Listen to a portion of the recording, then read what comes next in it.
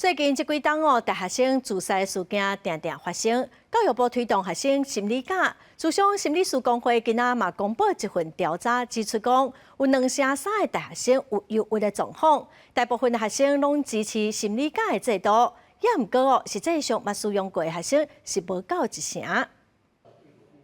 大学生伫教室专心听课，除了课业以外，大学生也需要面对生活、经济、人际关系，甚至谈恋爱各种压力。自商心理师工会全国联合会伫拜5公布2024大学生压力调查报告，结果显示有23.1%的大学生有抑郁的状况。大学生也指出，课业、未来规划这2方面是因主要的压力。尤其大3必修可能会是比较进阶一点的课程必修，所以你可能会有更多的课业压力这样子啊。那如果像大3、大4，你也可能要准备接轨社会啊，准备要去出社会会有就业的需求，或者是要读研究所的需求这样子哦。你可能会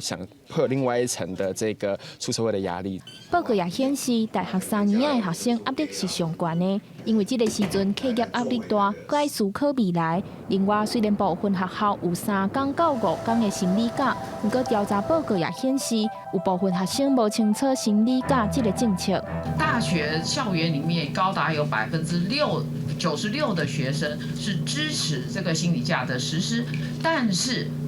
只有7.5%的学生呢曾经使用过心理假，而且还有18.2%的学生呢表示说他不清楚或者是不知道学校呢